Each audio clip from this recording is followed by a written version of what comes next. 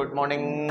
कैसे हैं सब लोग? बढ़िया। कुछ चीजें इंपॉर्टेंट है जो जानना है। स्लोप फॉर्म 2.4 मीटर समय की फिर से लाइन ऐसे होगी नीचे, तो हम है ना, तो आपको तो यानी कि m आपका प्लस माइनस, ये कौन है कांस्टेंट आपका 6/5 यानी कि हमारा rectangular distance from origin two और y कैसे लिखते हैं, और एक स्लोप इंटरसेप्ट भी पढ़ लिया y equal distance from parallel line, और परपेंडिकुलर होने का मतलब क्या है? हेलो गुड मॉर्निंग, कैसे हैं सब लोग? बढ़िया।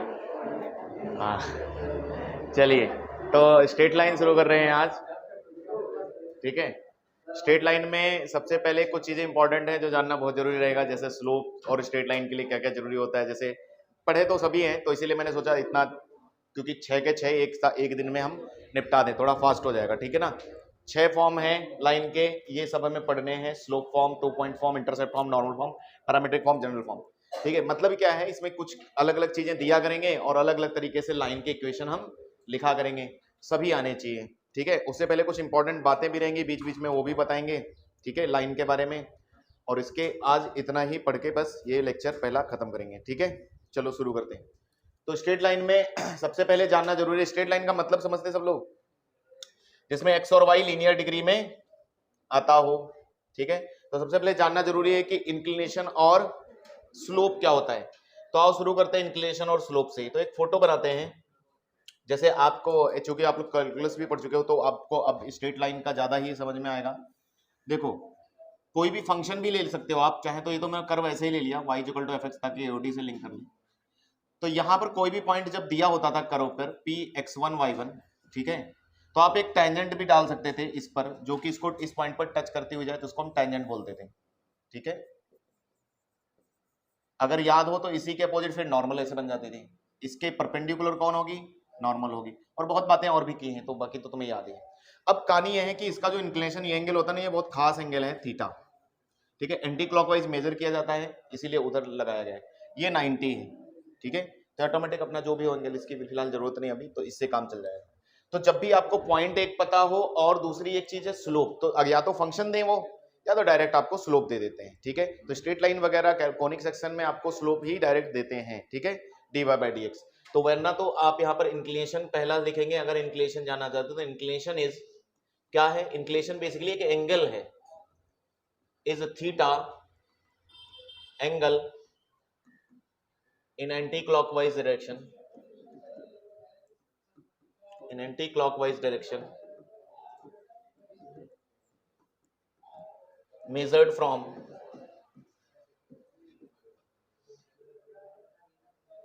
x axis.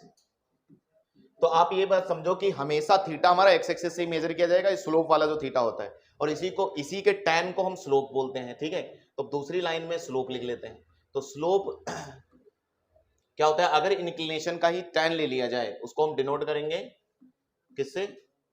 Denoted by m। Straight line में हम m ही चलेंगे, क्योंकि अब पूरे कोनिक सेक्शन में सब m चलना है। dy/dx हमारा स्लोप होता है, वो फंक्शन में होता है।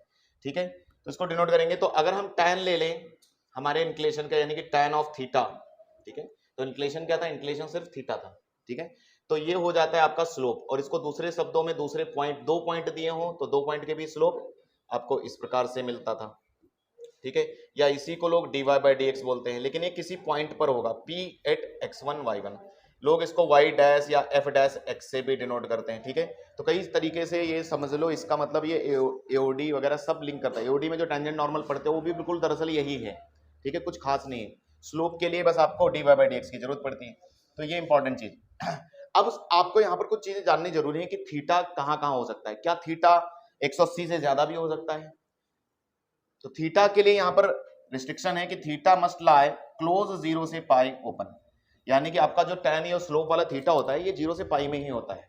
क्योंकि आप खुद सोचो, अगर लाइन ये ऐसे थी तो अब धीरे धीरे बढ़ेगी, एंगल बढ़ेगा, तो फिर जैसे ये 180 घूमेगी फिर से लाइन ऐसे हो गई, नहीं आया, तो अब लाइन का एंगल ये वाला मेजर किया जाएगा फिर से, तो 0 से पाई तक ही रहता है। अब इसका मतलब यानी कि हम स्लोप पर अगर देखें तो स्लोप की अलग अलग वैल्यूज हो सकती हैं, जैसे कि यानी कि थीटा जो है फर्स्ट और सेकंड में ही रह सकता है ना, फिर फर्स्ट और सेकंड में रह सकता है।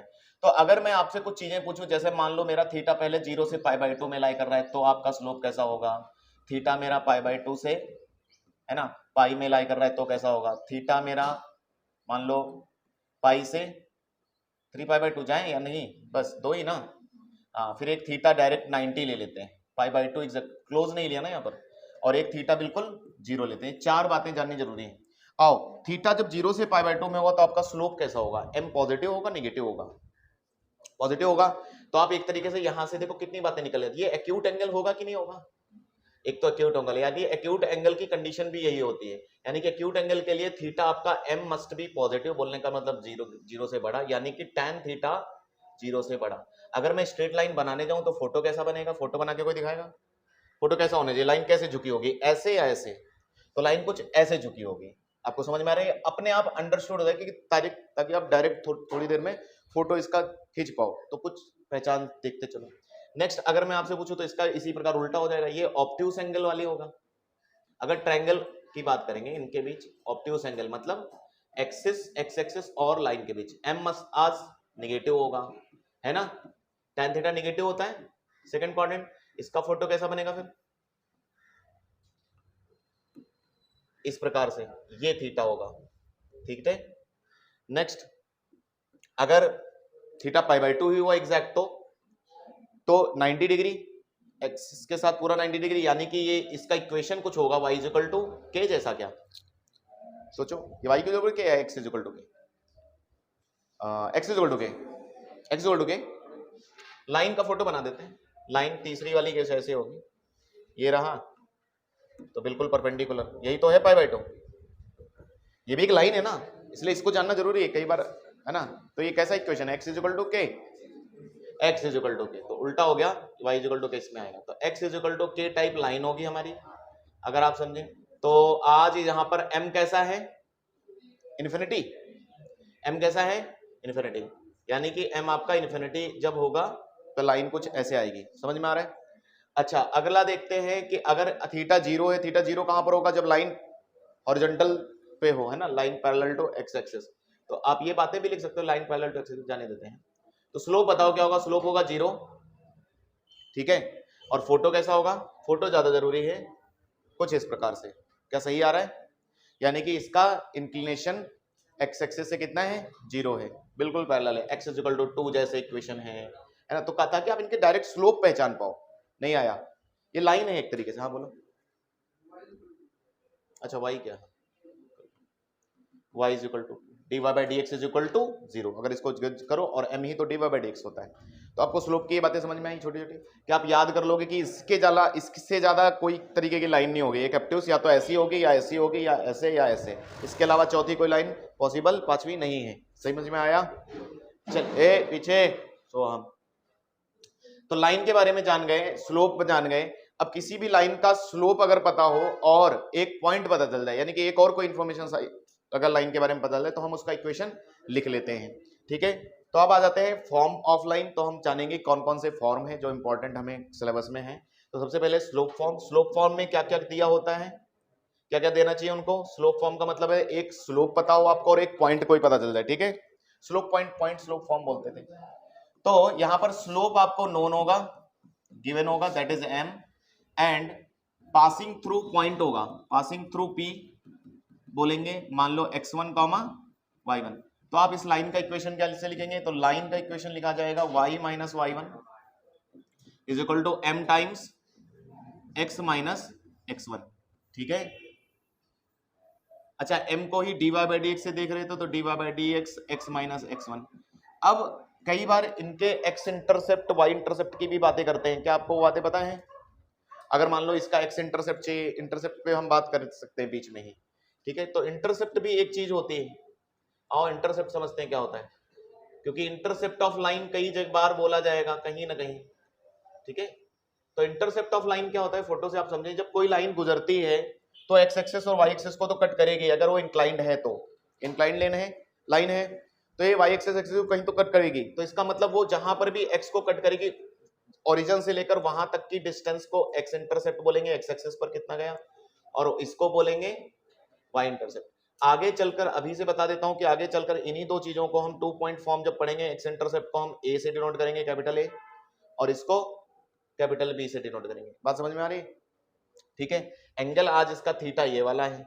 अब इंटरसेप्ट के लिए क्या होता है, तो आपको बहुत आराम से अगर ऐसे ही याद कर लो कि अगर मान लो कोई लाइन दी है ना, line given, line is equal to 0, तो जब आप उसमें पहला काम करते हैं put x is equal to 0, तो आप सॉल्व करके जो भी y निकालेंगे वही y इंटरसेप्ट होगा, ठीक है।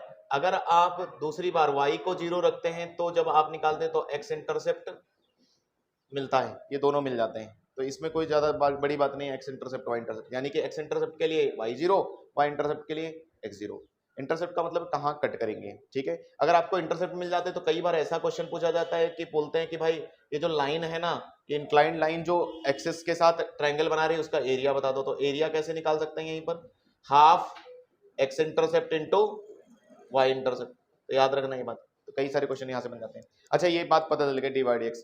कई बार आगे चलकर आपको इसका अगर फॉर्म है ना, तो आपको थीटा, देखो या तो थीटा देंगे, वो क्वेश्चन में थीटा मिल जाए मतलब स्लोप पता है, थीटा दें या फिर m दें और एक पॉइंट दे दें, तो आपको यही फॉर्म लगाना है dy/dx। आगे चलें,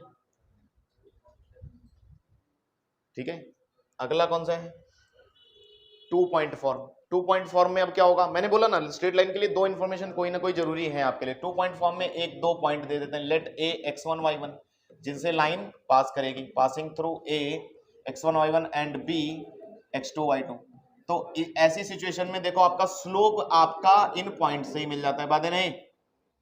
tan थीटा कैसे लिखा जाता था, y2 minus y1 upon x2 minus x1, change in y upon change in x, है ना। तो स्ट्रेट लाइन कैसे लिखे जाएगा, लाइन का इक्वेशन कैसे आएगा, लाइन का इक्वेशन कैसे था, y माइनस y1, ठीक है, इज इक्वल टू m होता था, याद है पुराने वाले, देखो कुछ नहीं, लोगों ने ऐसे नाम बनाया, क्या है पढ़ाने को, इसमें कोई बड़ी बात है क्या, तो बस लोगों ने यहाँ पर ये फॉर्मूला लगा दिया, y2 minus y1 upon x2 minus x1 और यहाँ x माइनस x1। तो ये फॉर्मूला भी याद रखना, सबसे ज्यादा यही यूज करते हैं हम, क्योंकि हमें कई बार हर जगह 2 पॉइंट मिल जाते हैं, स्लोप तो कई बार नहीं मिलता है, स्ट्रेट लाइन में मिला करेगा। तो स्लोप की बहुत वैल्यू है स्ट्रेट लाइन में, और इस तरह से चलें आगे।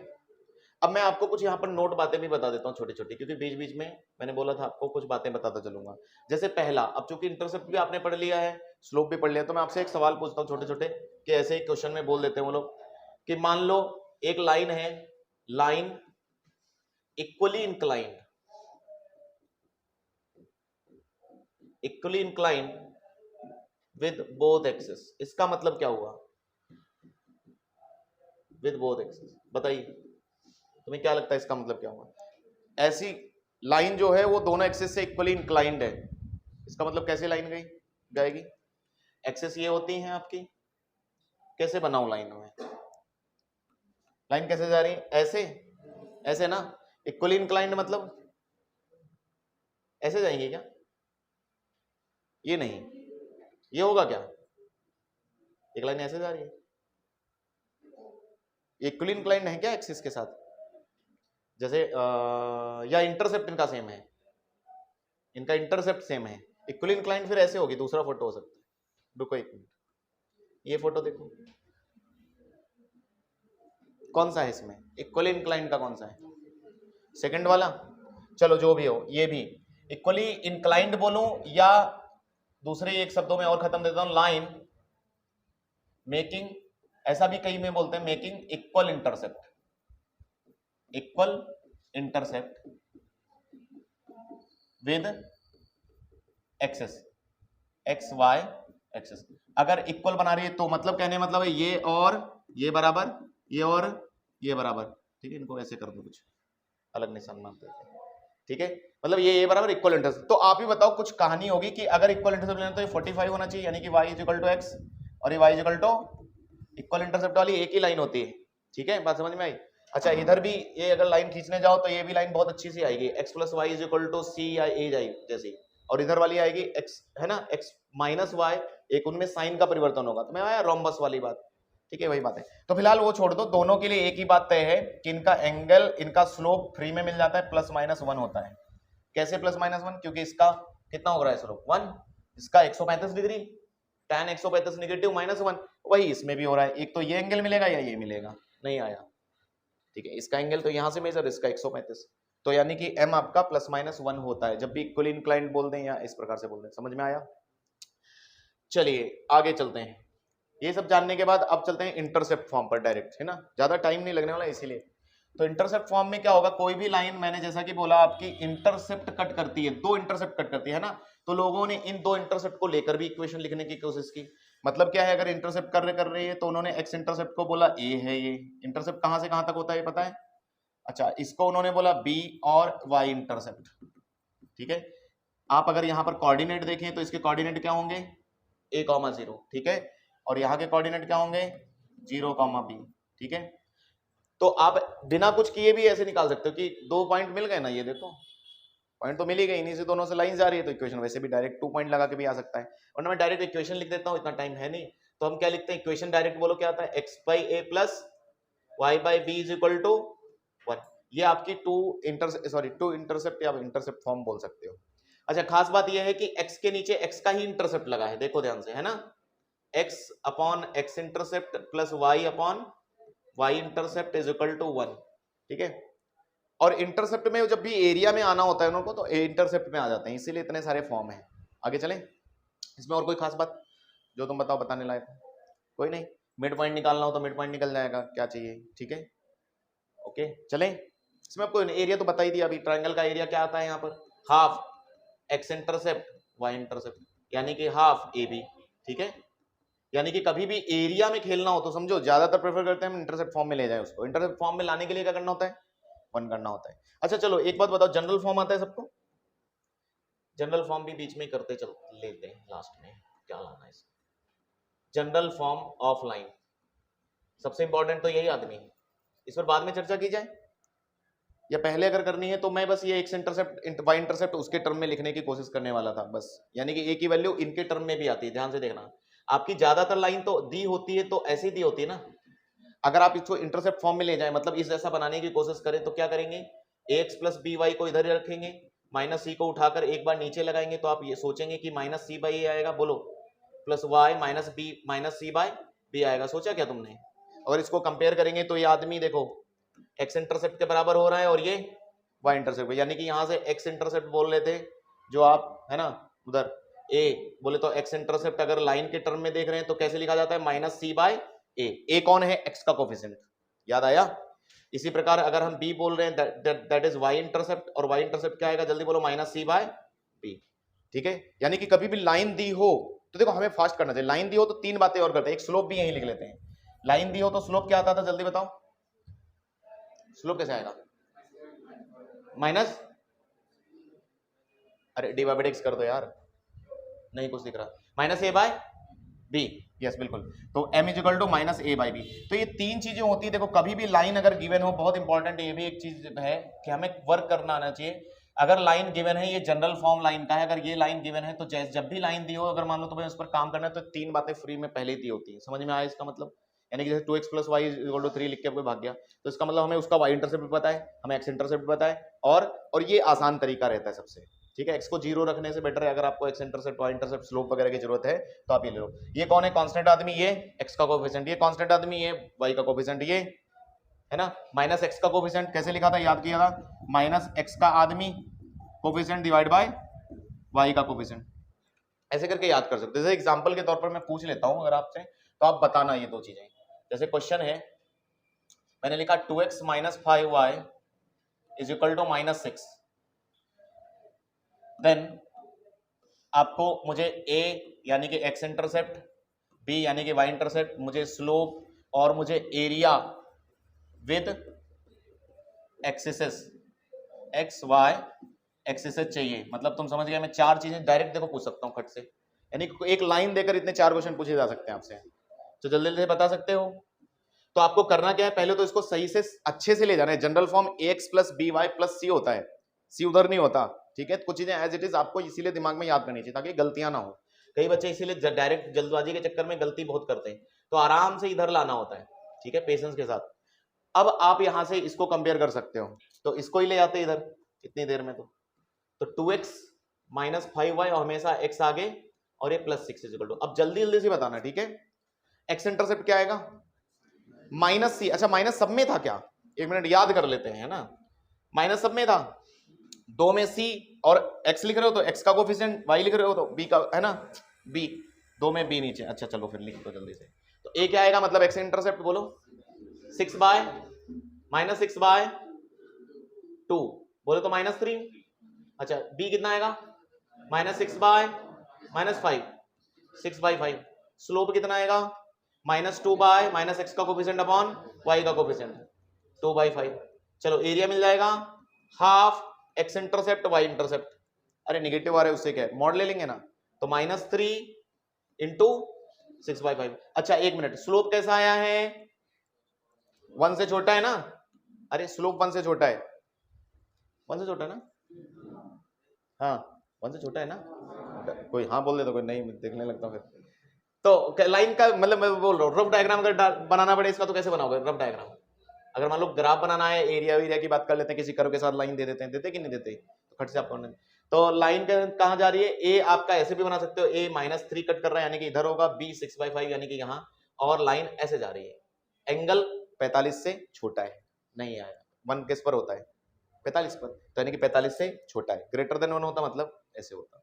ठीक है चलो, तो इतनी बातें निकाल सकते हैं हम किसी भी चीज को। तो इंटरसेप्ट फॉर्म समझ में आया।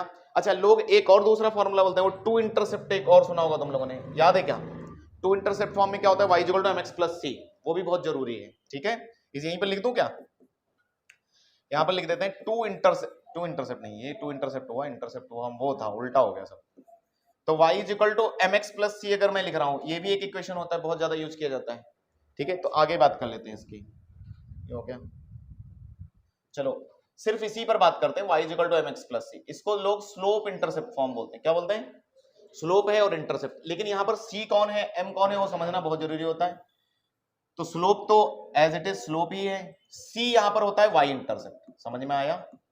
y इंटरसेप्ट कौन होता है, यहां पर जो लिया जाता है वो c होता है, और लाइन कुछ ऐसे जा रही है, इसकी जरूरत नहीं, लोगों ने इसका स्लोप ले लिया, यानी कि थीटा, दैट इज अगर आप tan थीटा लेंगे थीटा ही लो, अगर आप यहां पर देख रहे हैं तो इसका यानी कि स्लोप पता है और ये वाली डिस्टेंस पता हो तो ये लिखा गया है। तो इसको कैसे लिखा गया, इक्वेशन होता है ये y = mx + c। अब कुछ खास बातें इसकी ये याद रखनी होती हैं, आप यहीं पर देख लो कि अगर हम किसी भी कर्व को, मैं जनरल बात बोल रहा हूं, किसी भी कर्व या कोई भी स्ट्रेट लाइन अगर ओरिजिन से पास करता है उसमें कांस्टेंट टर्म नहीं होता है, कभी तुमने ध्यान दिया है? क्योंकि उसको 0 0 सेटिस्फाई करता है, नहीं आया। मैं ये बोलना चाह रहा हूं कि any curve passing through origin, है ना, any curve any straight line, curve या फिर लाइन बोल देता हूं, पासिंग थ्रू, ये हमेशा कई बार याद रखना, पासिंग थ्रू ओरिजिन, ओरिजिन का बोलने का मतलब 0 0 0 0,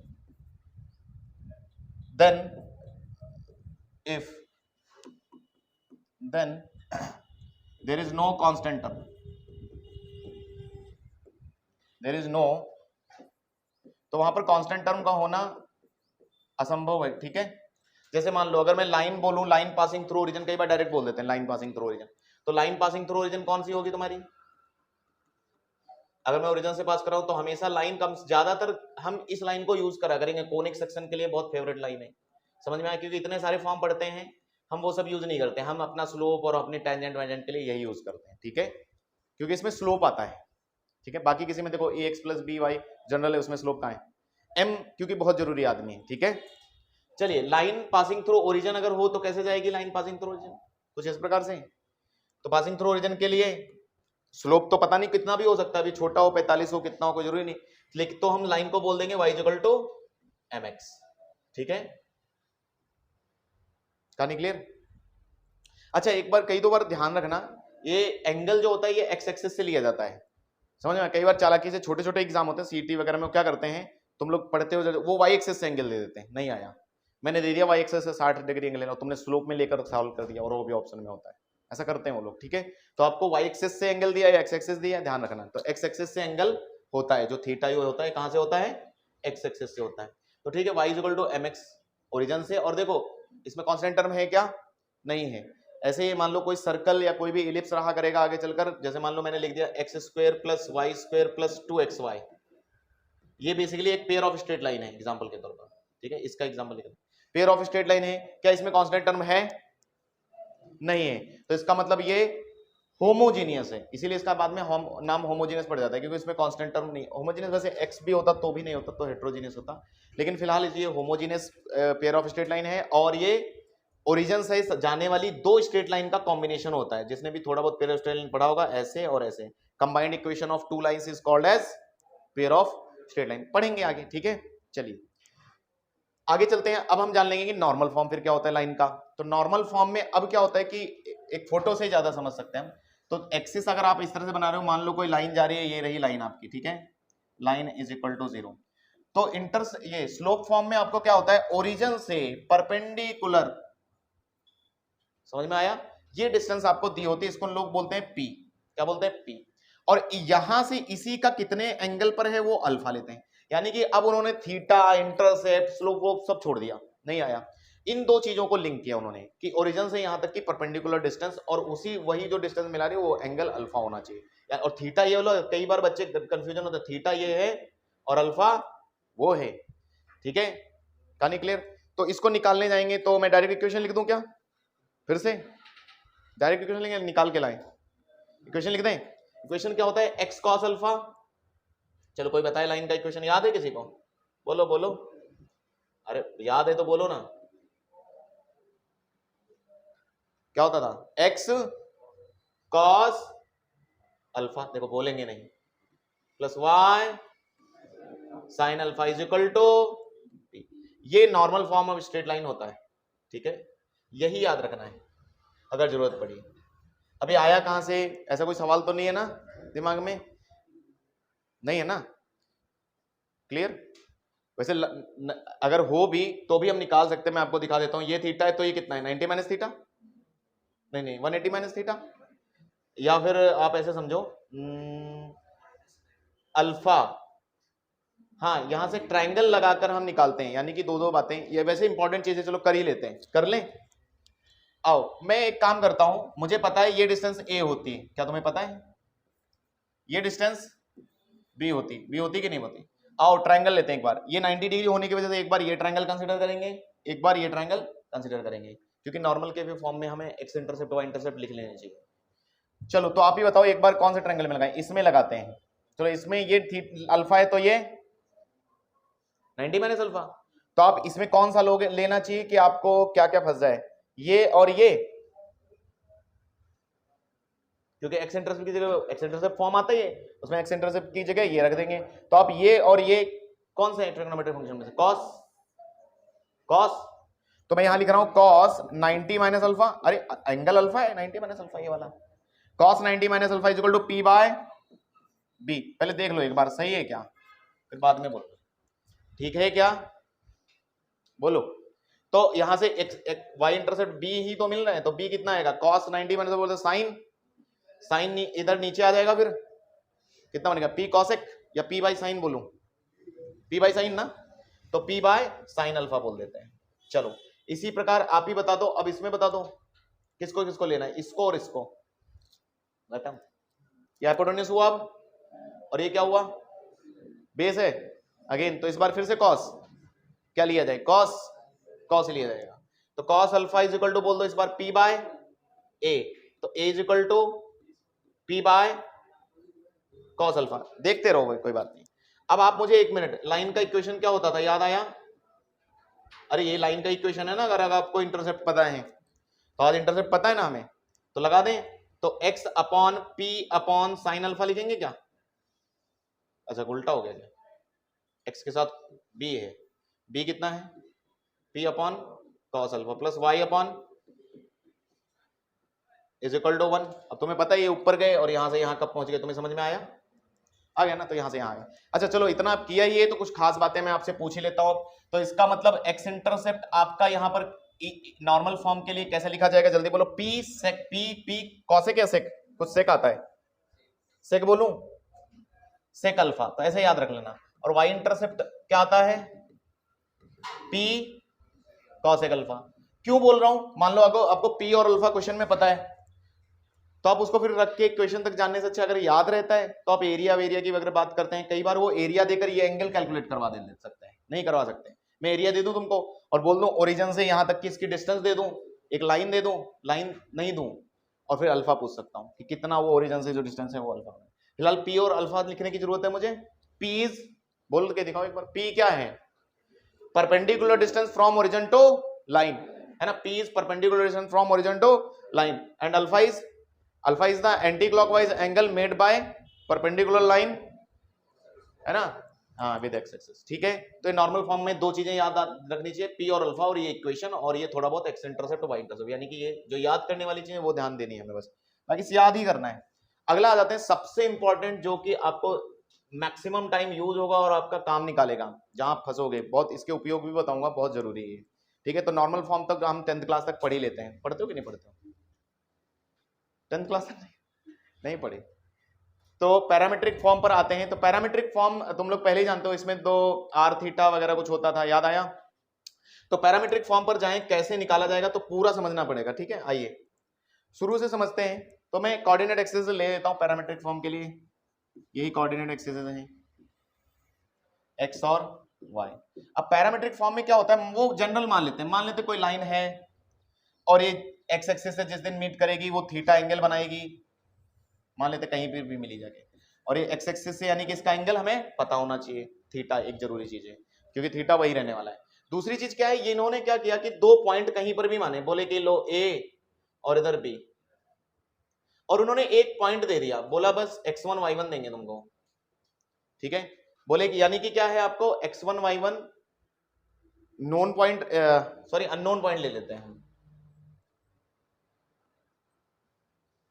और उनके बीच की डिस्टेंस भी मिली, ठीक है। उन पॉइंट के, दो पॉइंट के बीच की डिस्टेंस भी पता है हमें ये, ठीक है, कुछ इस प्रकार से।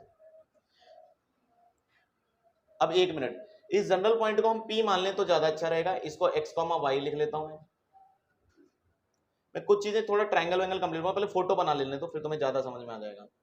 तो आप बता सकते हो ये डिस्टेंस कितनी है, क्या ये इतनी डिस्टेंस है? इसी प्रकार ये इतनी डिस्टेंस कितनी होगी, y माइनस y1 होगी कि नहीं होगी, ठीक है। आया कहां से, बेसिकली सब आपस में इंटर रिलेटेड है, वो टेंशन वाली बात नहीं। और ये एंगल बदला क्या, नहीं ये थीटा रहा। मैं बेसिकली आपको ये ट्रायंगल दिखाना चाहता हूं, क्योंकि क्या होगा इसमें एक पॉइंट देंगे, आप समझ लो इसमें क्या क्या बातें हो सकती हैं। एक पॉइंट P जो कि आपको मिलना चाहिए, दूसरा एंगल विद एक्स एक्सिस। अब विद एक्स एक्सिस जरूरी नहीं है तो हॉरिजॉन्टल लिख देता हूं, विद हॉरिजॉन्टल, ठीक है, क्योंकि हॉरिजॉन्टल को एक्स एक्सिस मानते हैं ना, क्योंकि कई बार पॉइंट ऊपर हुआ तो तुम फिर एक्स एक्सिस ढूंढोगे, लो यहाँ एंगल वही है लेकिन फिर भी ढूंढ रहे हैं। विद हॉरिजॉन्टल मैं एक्स एक्सिस ब्रैकेट में लिखूंगा, ठीक है, यानी कि समतल प्लेन से आप कितना बना रहे हो एंगल, वो थीटा, उसे हम क्या बोल रहे हैं यहाँ पर, theta. And distance between point, अब मान लो कहीं पर भी डिस्टेंस, कोई भी पॉइंट हमने P लिया है, एंड डिस्टेंस R, चलो R ऐसे लिख देता हूं, और P मैं अपना जनरल पॉइंट ले रहा हूं क्योंकि मुझे अभी लाइन का इक्वेशन चाहिए, ठीक है। इसका यूज इसी आधार पर हम बाद में करेंगे, ठीक है। तो जनरल पॉइंट P अपनी तरफ से XY लिया है क्योंकि ये लाइन पर है। तो आप ढंग से दो तीन बातें बताना, मैं कॉस थीटा लिखूंगा इस ट्रायंगल में, दो बातें लिख के दिखाऊंगा, एक कॉस थीटा और एक साइन थीटा। लिखें, कॉस थीटा कैसे लिखा जाएगा, ये R है और ये y माइनस y1, ये x माइनस x1 दिख रहा है, तो कॉस थीटा बोलो एक बार क्या आएगा, और एक बार साइन थीटा बोलो। ट्रायंगल में कॉस थीटा क्या आ रहा है, x minus x1 by R, क्या R आएगा, और ये क्या आएगा, y minus y1 bye R। अच्छा, कोई आदमी अगर उल्टा डिवाइड करके देखे ना तो स्लोप मिल रहा है, slope it is y minus y1 x minus, कोई गलत बात तो नहीं है ना, है वही चीज। अगर मैं स्लोप पूछता tan थीटा तो क्या होता y, ठीक है, उस वो टेंशन नहीं। अब लोगों ने क्या किया कि इस चीज को ऐसे देखा कि R तो दोनों में सेम है, तो R दोनों में सेम है तो उन्होंने ऐसे लिखा कि x minus x1 upon cos theta is equal to y minus y1 upon sine theta, और इज इक्वल टू R इधर उठा के पटक दिया, तो एक नई तरीके की लाइन मिल गई उनको, समझ में आया। फिलहाल ये ज्यादा लाइन के पर्पज से यूज नहीं की जाती, इसका पर्पज यूज करने का जो है वो अलग है। इसका पर्पज है किसी अननोन पॉइंट को किसी r डिस्टेंस पर किसी फिक्स्ड पॉइंट से ढूंढना। नहीं है, मैंने क्या बोला, फिर से बोल रहा हूं, किसी फिक्स्ड पॉइंट से किसी एंगल पर, एक्स एक्सिस से किसी एंगल पर, थीटा कोई भी एंगल है ना, किसी अननोन पॉइंट को किसी r डिस्टेंस पर ढूंढ के लाना। तो x और y बेसिकली, अगर मैं मान लूं मेरा अननोन पॉइंट है एक्स वाई, अगर आपको कई बार ढूंढना पड़ता है, यानी कि पॉइंट ढूंढने के लिए काम आता है ये, किसी डिस्टेंस पर किसी एंगल पर फ्रॉम एक्स एक्सिस। तो x की वैल्यू यहां से क्या आती, जल्दी बोल के एक बार दिखाओ, x की वैल्यू क्या आती, x1 प्लस, बातें नहीं, क्या r cos थीटा लिख सकता था, इसको इसके साथ लो, क्या लिख सकते हैं, और y कैसे लिखते हैं, y1 plus r sin theta. अब आप इसको ऐसे समझो, देखो ये बहुत बढ़िया समझने वाली चीज है। हुआ क्या है, अगर आप आगे चलता हूं मैं थोड़ा सा। अगर आपने कभी ध्यान दिया हो तो जब तुम किसी भी वेक्टर या किसी भी फोर्स को, ठीक है, तोड़ते थे, ठीक है, किसी एंगल पर, थीटा एंगल पर, तो यहां वाला कितना आ जाता था, एफ कॉस थीटा, और इधर एफ साइन थीटा। सही है कि नहीं? लेकिन बेसिकली हुआ क्या है, इसका मतलब यह है इसके कोऑर्डिनेट मिल जाते थे ना। इसके कोऑर्डिनेट क्या है, एफ, अरे देखो मैं क्या बोल रहा हूं, गणित है थोड़ी बहुत। अब रुको, अगर मान लो मुझे नहीं पता होता तो भी तो मैं कर सकता था। यहां से यहां तक मान लो ये एफ था फोर्स, अगर ठीक है, तो एफ फोर्स था, ये क्या था, ओरिजिन 0 0। तो 0 0 से एफ कॉस थीटा कैसे लिखते हैं, जैसे मैं ऐसे कहना चाह रहा हूं, मान लो मेरा पॉइंट यहां पर 2,3 है और मुझको हॉरिजॉन्टल से किसी ने एंगल दे दिया 30 डिग्री, एग्जांपल के तौर पर यूज करके दिखा रहा हूं, और यहां पर पॉइंट पता है और 5 डिस्टेंस, 5 ले लें क्या, कितने ले डिस्टेंस, 10 30 10 साइन 30, 2 में ले लो, 4 डिस्टेंस ले लेते हैं, 4 डिस्टेंस। वो कह रहा है इस पॉइंट से 30, ये कहनी ऐसे कि कोई बोले अगर आपको इस पॉइंट से 30 डिग्री पर 4 डिस्टेंस पर ये पॉइंट कौन सा होगा ढूंढ के लाओ, तो ये काम आता है बहुत। कैसे लिखा जाता है, डायरेक्ट लिखेंगे हम, तो x वाला कैसे लिखा जाएगा, 2, यानी कि इसी का x प्लस कितना डिस्टेंस है, 4 कॉस, x में कॉस आएगा, कॉस 30, तुम्हें समझ में आया, ये लिखा जाएगा, कॉमा अगला क्या होगा 3, बोलो अगला, प्लस 4 साइन 30। मतलब आपको ये डायरेक्ट देखो पॉइंट मिलता है कभी भी, सही है क्या, ठीक है ना। चलो cos 30 की वैल्यू बोलो 2 प्लस cos 30 √3/2, तो 2 √3, यानी कि पॉइंट होगा ये, और 3 प्लस 1, नहीं 2 5, जो भी आ जाए पॉइंट आ जाएगा। तो यही वजह, आप इधर से देखो, आप अगर थीटा एंगल पे लिख रहे हो तो ये वही पॉइंट आएगा ना, 0 प्लस एफ कॉस थीटा, ये क्या है 0 प्लस एफ साइन थीटा। यानी कि एक चीज समझो कि कई बार क्या होता है, वो आपको एक पॉइंट देते हैं तो ये वाला पॉइंट आपको निकालने की आवश्यकता पड़ती है, तो आप निकाल सकते हो, ठीक है, अगर आपको फिक्स्ड एक डिस्टेंस दी हो तो। यानी कि यूज इसका क्या है, यानी कि ये जो फॉर्मूला लिखा है इसका यूज क्या है ना, व्हेन इन फाइंडिंग, मैं लिख देता हूं बिल्कुल ताकि आपको याद रहे, in finding point coordinate of point, क्या लिखेंगे, at R distance at theta angle with x axis and at r distance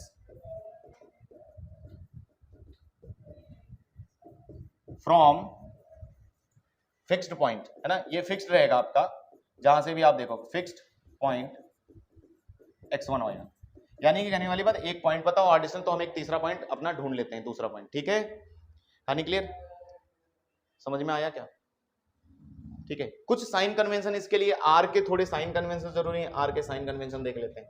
तो साइन कन्वेंशन आर के लिए थोड़े जरूरी हैं, क्योंकि अगर आप फिक्स पॉइंट के आगे पीछे दाएं बाएं किधर भी पॉइंट ले रहे हो तो थोड़ा आर को देखना जरूरी है। जैसे मान लो आर आपका फिक्स पॉइंट यहां पर बैठा है आपका x1 y1, ठीक है, तो इसके अगर आप इधर पॉइंट मान रहे हो आर डिस्टेंस, ठीक है, तो कैसा लेंगे, पॉजिटिव नेगेटिव, कैसा लेंगे, पॉजिटिव, है ना। तो इधर की तरफ r की डिस्टेंस को आपको पॉजिटिव लिख रहा है, यानी कि पॉइंट कैसे लिखा जाएगा, x1 r plus r cos theta type, है ना, समझ गए। अच्छा इधर लेंगे तो माइनस r लिया जाता है, क्योंकि भाई एक तरफ जा रहे हो तो डिस्टेंस में चलो तो एक लाइन में ही चलोगे ना, एक तरफ अगर पॉजिटिव लो तो अपोजिट साइड कैसे लोगे, नेगेटिव। तो इधर जब पॉइंट आपको लिखना पड़ेगा तो कैसे लिखोगे, x1 minus r cos theta, अपने आप एक माइनस लगेगा, नहीं आया, ठीक है, और y1 minus r sin theta अपने आप लगेगा। इसी प्रकार इधर, अब इधर देख लेते हैं, मान लो इधर की तरफ पॉइंट लेना पड़ गया इधर और इधर, तो अब इधर किधर पॉजिटिव, नीचे पॉजिटिव या ऊपर, कंफ्यूजन हो जाता है मुझे भी, ऊपर पॉजिटिव लिख लो, क्वेश्चन में देख अगर गलत आएगा तो सुधार कर लेंगे, वैसे ऊपर ही पॉजिटिव होता है, नीचे निगेटिव रहेगा। तो प्लस आर शायद इधर ही लिया जाएगा, प्लस आर डिस्टेंस निकाल के देख लेंगे, अभी चेक कर लेंगे। तो आपका बस प्लस माइनस का फर्क पड़ता है, बस और कुछ नहीं है, आर की जगह एक बार प्लस हो सकता है या माइनस हो सकता है ना। और इधर क्या होगा फिर, x1 minus R cos theta, y1 minus R sine theta जैसा, ठीक है। तो ये साइन कन्वेंशन कुछ याद रखना, ज्यादातर ऐसे ऐसे यूज कर लेते हैं। तो ठीक है, तो यहां तक आपके हो जाते हैं पैरामीट्रिक के कंप्लीट, है ना। फॉर्म कितने हो गए टोटल, याद करो एक बार बोलो। अभी यहाँ जनरल फॉर्म बचा है एक, शुरुआत से पहला कौन सा पढ़ा, स्लोप फॉर्म जिसमें ओनली स्लोप और एक पॉइंट दिया होता है। फिर 2 पॉइंट फॉर्म, 2 पॉइंट पता चले, y2 y1 है ना, y2 माइनस y1, तो चलो ठीक है। अगला इंटरसेप्ट, 2 इंटरसेप्ट और एक स्लोप इंटरसेप्ट भी पढ़ लिया, y mx plus c, conic section में आएगा एज इट इज काम, ठीक है। और नॉर्मल, एक बार बोलो, लाइन बोलो, x cos अल्फा बोल के तो लो, याद हो जाएगा, plus y sin alpha equal to p। इसका x इंटरसेप्ट क्या आया था, x cosec या sec,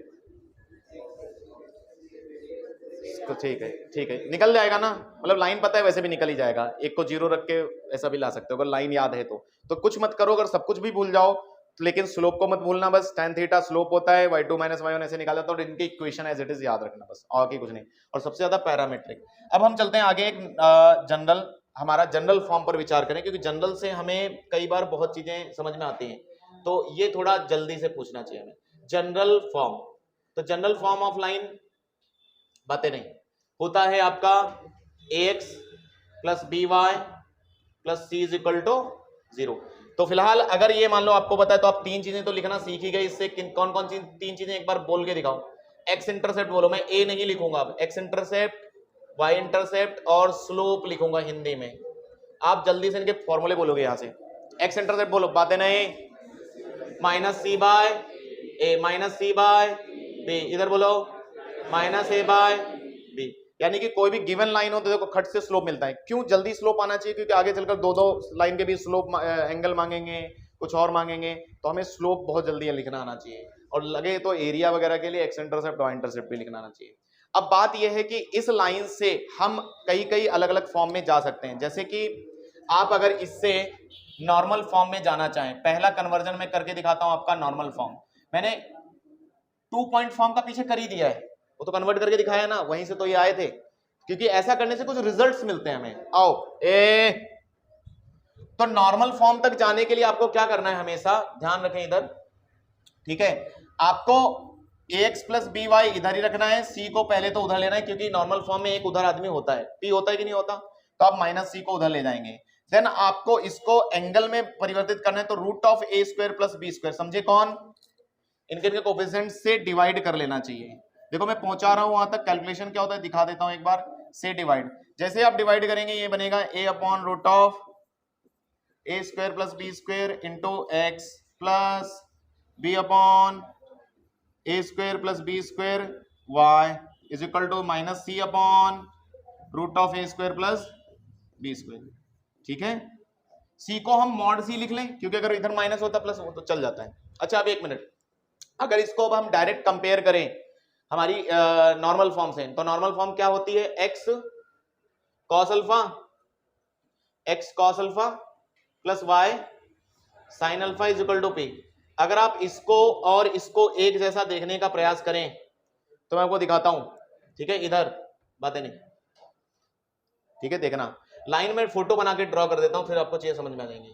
बेसिकली ये आपका अल्फा है, ठीक है, ये अल्फा है, ये p है, ठीक है। अब यहां पर क्या होता है, लोग एक छोटा सा ट्रायंगल में मान लेता हूं, एक ट्रायंगल मानो, एक अगर आप छोटा सा ट्रायंगल मानो अल्फा एंगल पर, तो आप ध्यान से देखो तो ये और ये बहुत खास बनता है। वैसे ये जो मेथड मैंने किया रूट ऑफ ए स्क्वायर, तुम्हें याद आएगा साइन और कॉस जब होते थे मैंने कहा था ये ऐसे यूज किया करो, तो वही इधर भी किया है। तो a upon root of A square plus B square B upon, तो इस ट्रायंगल से अगर मैं मान लो क्या मान लो, इधर कॉस लेना है, तो मैं इसको a इसको b ले लेता हूं, तो ये क्या होगा, अच्छा यानी कि ये फिर क्या लिखा है नजरों से, एक्स कॉस अल्फा ही बन गया ना फिर, तो ये अगर अल्फा मान लो तो उन्होंने बस यहां पर यही काम किया है, देखो आप ध्यान से, ठीक है, आप ऐसे देख लो, ठीक है। तो बात ये है कि a डिस्टेंस उनकी नजरों में यहां पर कौन सी आ रही है, होगी ये और b, ये आपको समझ में आया। टोटल क्या है, ये a है, जो भी आ रहा हो वो। तो यहां से आपको एक चीज देखनी चाहिए, जो c का जो p का फॉर्मूला है वो p आ रहा है, ये आगे चलकर आप फॉर्मूला भी पढ़ेंगे, ये काम का है, ये इसी के लिए आए थे। तो ये क्या है बताओ एक बार, distance of any line, distance perpendicular distance of any line from origin, क्या पढ़ेंगे इसको, परपेंडिकुलर, पहले बहुत आराम से, perpendicular distance of any line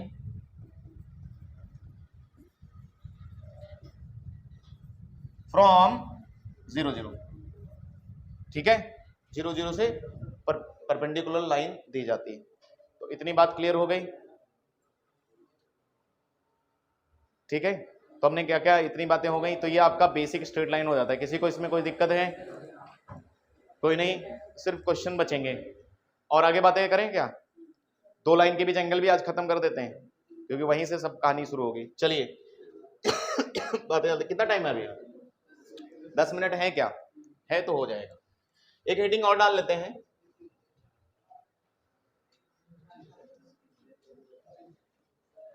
angle between 2 lines.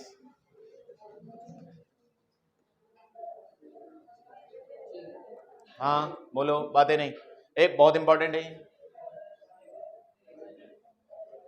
क्योंकि 2 एंगल, आपके 2 कर्व के बीच एंगल भी ऐसे ही निकाला जाएगा, या फिर आप ऐसे समझ लो बिटवीन 2 कर्व्स। तुम्हें याद है बिटवीन 2 कर्व्स के लिए हम dy/dx करके 2 स्लोप लाते थे, dy/dx curve 1, dy/dx curve 2, point of intersection वगैरह। ए बातें नहीं। तो अगर आप मानो 2 लाइन है मेरे पास, एक L1 = 0 और एक लाइन L2 = 0, तो इनके बीच कितने एंगल बने? कितने एंगल बने? 4 नहीं बने, 2 बने। ये थीटा तो, और ये फिर क्या, और ये भी फिर क्या, तो यानी कि 2 एंगल्स। पहली चीज 2 एंगल्स, एक थीटा, यानी कि कल को क्वेश्चन में थीटा का तुम्हें फॉर्मूला आता है और ऑप्शन में लगाया है पाई माइनस थीटा करके, सही है कि नहीं? तो आप ध्यान रखना, दोनों ही आंसर सही है, ठीक है। यानी कि 2 एंगल मिलते हैं, किसी भी स्ट्रेट लाइन के बीच में 2 एंगल बनते हैं, ठीक है, 2 स्ट्रेट लाइन।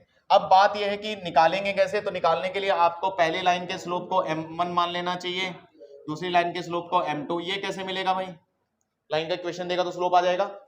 अगर मान लो लाइन नहीं है, 2 कर्व है, तो क्या करोगे? तो पहले पॉइंट ऑफ इंटरसेक्शन ढूंढोगे, कहां कट कर रहे हैं, ये वाला पॉइंट। ये कौन सा पॉइंट होता है, जल्दी बोलो। अच्छा पहले तो point of intersection of 2 lines कैसे मिलता है, ये भी बताओ कैसे मिलता है ना? वी गेट बाय सॉल्विंग, है ना, बाय सॉल्विंग बोथ लाइंस।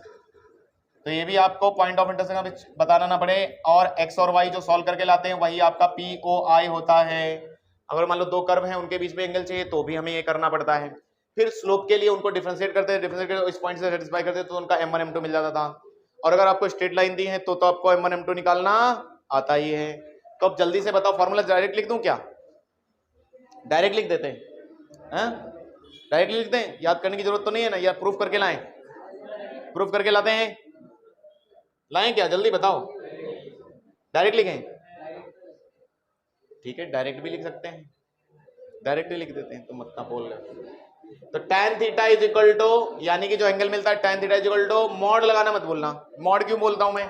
क्योंकि हम हमेशा जब भी tan पर ऑपरेट करते हैं हम एक्यूट एंगल निकालते हैं, ठीक है। तो m1 माइनस m2, बोलो एक बार, 1 plus m1 m2, m1 m2 निकाल लोगे, स्लोप आता है निकालना, तो ये हो जाता है। अब यहां से जैसे ही आप एंगल ढूंढ लेते हो, बहुत काम की चीज निकल के आती हैं। 2-3 बातें, जैसे कि एक जब थीटा आपका 0 हो और एक जब थीटा आपका, ये तुम ये बात समझ रहे हो, थीटा 0 और π/2 ही क्यों बोल रहा हूं मैं? थीटा 0 होने का मतलब क्या है? Parallel lines. अरे क्या नाम मतलब है इसका? थीटा 0 होने का मतलब क्या है? Parallel lines. और परपेंडिकुलर होने का मतलब क्या है? Perpendicular lines. इम्पैरेलल कोई बोल रहा है? इम्पैरेलल कौन सी होती है? ठीक है, परपेंडिकुलर लाइंस। तो फिलहाल अगर आप थोड़ा सॉल्व करेंगे यहां से, तो पैरेलल लाइंस के लिए जब आप थीटा π/2 रखते हैं तो एक बार ये चीज इन्फिनिटी बनती है। इन्फिनिटी बोलने का मतलब 1/0, और एक बार ये चीज 0 के बराबर होती है। होती कि नहीं होती? ऐसा करने से क्या होता है, आप इसको ऐसे ही देख लो, अगर ये चीज 0 के बराबर हुई तो यहां से क्या आ रहा है? m1 = m2 आ रहा है कि नहीं आ रहा? अच्छा यहां से देखो, अब क्या होगा, ये तो 1 में जाएगा, ये 0 में जाएगा, तो ये जिंदा रह जाएगा। तो m1 m2 = क्या आएगा अब? -1। तो ऐसे करके ये दोनों यहीं से बेसिकली निकलते हैं। बात समझ में आई? फॉर्मूले से। तो ये दोनों की उत्पत्ति यहीं से हुई। तो पैरेलल और परपेंडिकुलर लाइन की कंडीशन यहां से मिल जाती है आपकी, कि भाई 2 लाइन पैरेलल होंगी तो उनका स्लोप जरूरी है, बराबर रहना चाहिए। ये क्वेश्चन में बहुत बार बोलते हैं, ये लाइन इसके पैरेलल है और इस पॉइंट से पास कर रही है, तो बताओ इसका इक्वेशन। छोटे छोटे सवाल तो आप कर सकते हो। किसी के पैरेलल बोलने का मतलब हमें स्लोप फ्री में मिल गया है, किसी के परपेंडिकुलर बोलने का भी मतलब है स्लोप हमें मिल गया है। तो परपेंडिकुलर का स्लोप कैसे लेते हैं, बस यहां से पर अगर मान लो तो m2 इजिकल टू -1 अपॉन दूसरे का स्लोप, ऐसे याद किया करो उल्टा, -1 अपॉन दूसरे का स्लोप, क्योंकि आगे चलकर नॉर्मल का इक्वेशन अगर हम देखेंगे, ठीक है, तो यहीं से नॉर्मल के इक्वेशन की भी उत्पत्ति हो जाती है। देख लें क्या उसका भी हो गया टाइम, ठीक है, या बस करें, कल मिलते हैं। इसके आगे अभी बहुत चीजें बतानी है, क्योंकि ये थ्योरी मैं सोच रहा हूँ एक साथ पढ़ा दूं, क्योंकि ये थ्योरी आसान भी है, बस आपको रिवाइज करानी है। पीडीएफ भेज देते हैं, ठीक है सर, शुरू। चलिए तो मिलते हैं अगले लेक्चर में। क्वेश्चन भी लगाऊंगा मैं, लेकिन उससे पहले जो थ्योरी काम की है वो सारी पढ़ाने के बाद ही अब हम स्ट्रेट लाइन के क्वेश्चन करेंगे, क्योंकि इतना आसान नहीं है जितना आसान दिखता है, क्योंकि आसान बहुत लगता है, लेकिन जब वो बोला करेंगे ना 15 डिग्री का एंगल इधर से एंटी क्लॉकवाइज घुमाया गया, ये रे रोटेट हो गई इधर से उधर, क्वेश्चन ऐसे पूछे गए, ठीक है, तो उसके लिए आपको बेसिक जानकारी सारी होनी चाहिए, ठीक है। तो हम अगले लेक्चर में और कवर करेंगे। चलो ठीक है, कल मिलते हैं, थैंक यू, बाय बाय।